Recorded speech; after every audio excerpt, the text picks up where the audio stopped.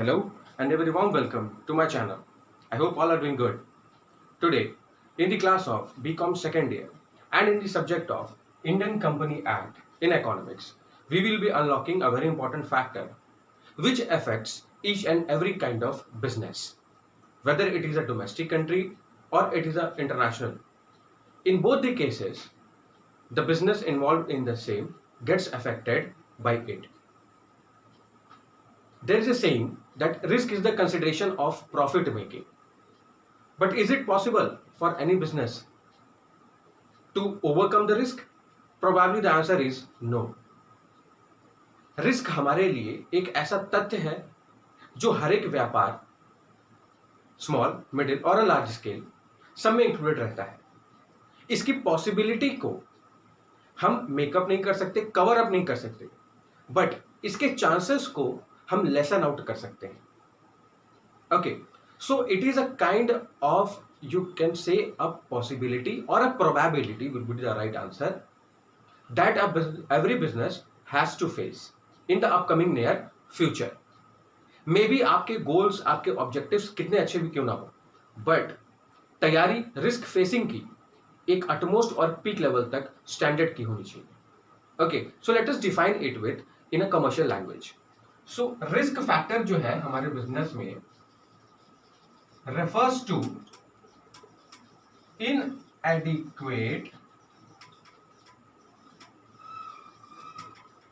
profit and losses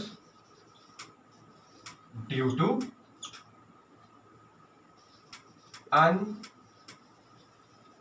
unforeseen circumstances and unexpected events. Clear? ये refer करता है इनएडिक्वेट profit.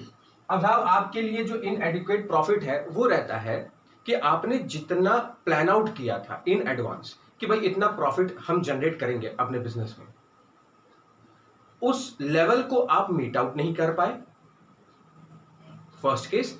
And the second case is उतना profit आपको हुआ ही नहीं, आपने सिर्फ मार्जिनल प्रॉफिट अर्न किया. Marginal profit means no profit and no loss की सिचुएशन. अर्थात जो आपने एक्सपेंसेस मीट आउट किए थे, जो आपके खर्चे थे, आपने सिर्फ उन्हें ही रिकवर कर पाया. सो इनएडिक्वेट प्रॉफिट जो प्लान था वो अर्न नहीं हुआ. अलॉन्ग विद दैट लॉसेस, यानी आपको नुकसान हुआ ड्यू टू अनफोर्सीन सर्कमस्टेंसेस. जो परिस्थितियां आपने जिनकी कल्पना नहीं की थी, आपने नहीं सोचा था कि भाई ये स्थितियां मेरे बिजनेस में आ सकती हैं, वो सिचुएशंस अराइज हो गई. और अनएक्सपेक्टेड इवेंट्स. अब ये अनएक्सपेक्टेड इवेंट्स क्या है? इन्हें हम कहते हैं कॉसेस. ओके, ये वो कारण होते हैं जिनसे हमारे बिजनेस में, हमारे व्यापार में रिस्क पैदा हो जाता है. ठीक है, अब यहां पर चलिए हम जानते हैं कि इसके क्या, आप कह लीजिए कि फैक्टर्स के टू वेज हैं जो कि हर एक बिजनेस को फेस करना पड़ता है. ठीक है, so every business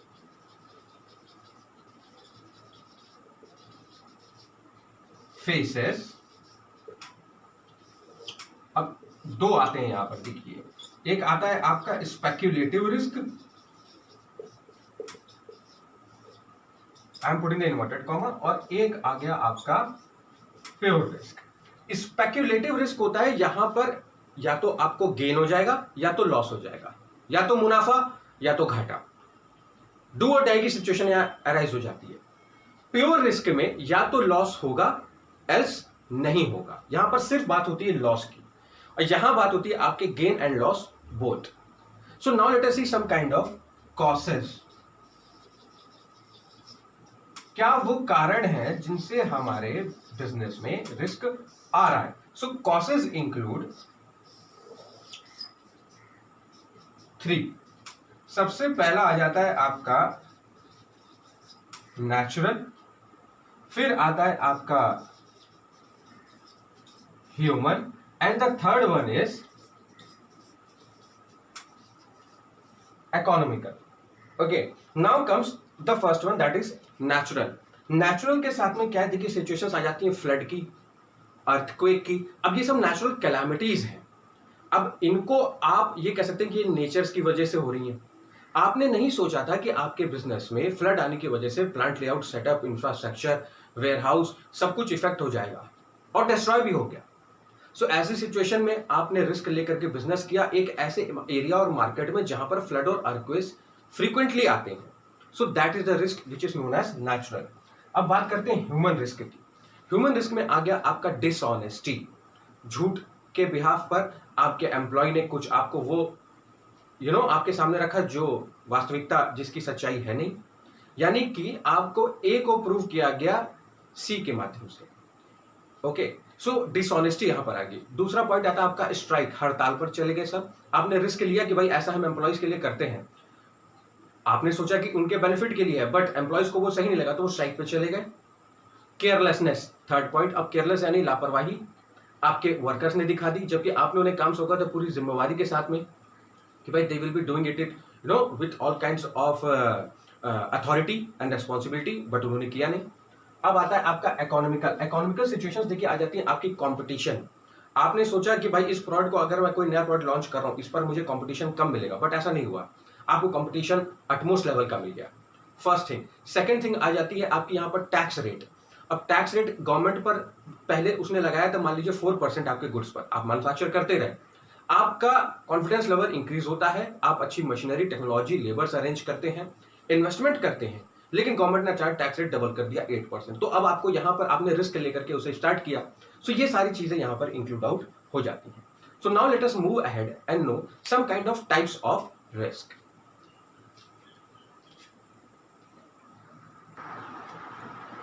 Yeah, so now let us continue with the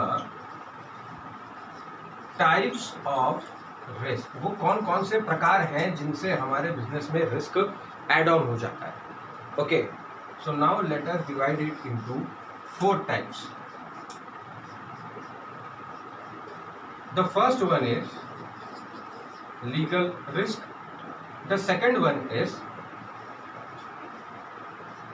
political risk, the third one is cargo risk, and the last one is foreign exchange fluctuation।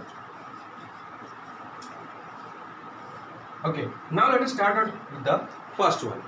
अब ये आपके लिए जो लीगल रिस्क है ये होता है आप जिस कंट्री में एक्सपोर्ट कर रहे हैं, मीन्स दैट जिस कंट्री ने आपसे इंपोर्ट किया उस कंट्री की गवर्नमेंट ने कुछ रेस्ट्रिक्शंस लगा दी हैं उन गुड्स पर, जिनको आपने प्री प्लान्ड मैनर में ये सोचा था कि चलो आज मेरे रेगुलर बेसिस पर जो एडवांस में 2 प्रोडक्ट्स मैं एक्सपोर्ट कर रहा हूं, अब एक थर्ड प्रोडक्ट की तैयारी करता है हमारा एक्सपोर्टर।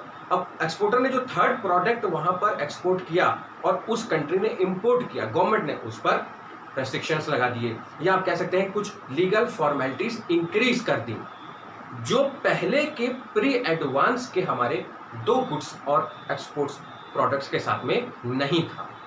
सो आपने देखा कि यहाँ पर जो लीगल डॉक्यूमेंटेशन वर्क है वो इंक्रीज कर दिया गया। ओके, सो अब आपको लाइसेंस पर, अपने देश की एम्बेसी, फॉरेन एम्बेसी, इन सारी चीज़ों पर आपको ज़्यादा फोकस करना पड़ता है। तो यहाँ पर आपने रिस्क लेके बिजनेस स्टार्ट किया और वो टाइप कहलाता है आपका legal risk. Now come the second one, political की बात करें हम तो यहाँ पर देखिए आ जाता है कि अगर आप कह लीजिए कि वॉर की सिचुएशन आ जाए या some kind of disturbances create हो जाए उस कंट्री में, हो सकता है आप ही की कंट्री के साथ में वॉर की सिचुएशन आ गई या उस कंट्री का किसी थर्ड कंट्री के साथ में ऐसी सिचुएशन राइज हो रही है जिससे डिस्टर्बेंसेस क्रिएट हो रहे हैं, तो वो इफेक्ट करेगा आपके एक्सपोर्ट्स और आपके बिजनेस को।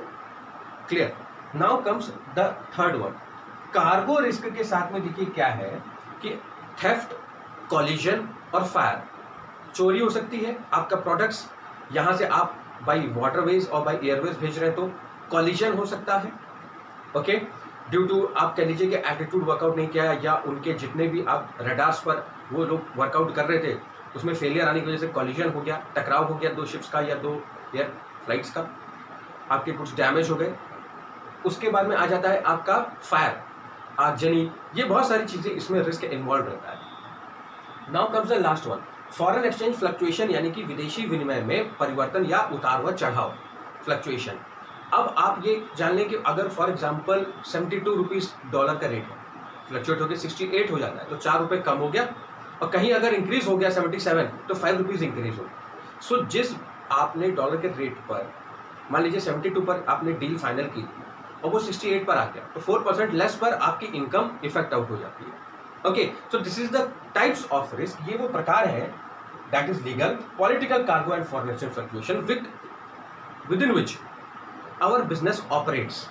हम जान रहे हैं कि ये रिस्क आएंगे, but then too we have to move ahead. Okay, small, middle और लार्ज स्केल बिजनेसेस में रिस्क फैक्टर हमेशा आएगा, but the degree of risk differs in every business. Okay, so it is a kind of highlighted point that degree of risk differs in every business, हर एक व्यापार में। और ये किस चीज की वजह से होता है? दो, सबसे पहला तो आ गया वो बिजनेस का नेचर क्या है, आप प्रोडक्ट क्या मैन्युफैक्चर कर रहे हैं, या आपने डोमेस्टिक या फॉरेन कंट्री में कौन सा प्रोडक्ट लॉन्च किया है, आपके एम्स क्या है, आपके ऑब्जेक्टिव्स क्या है, nature. The second one is size.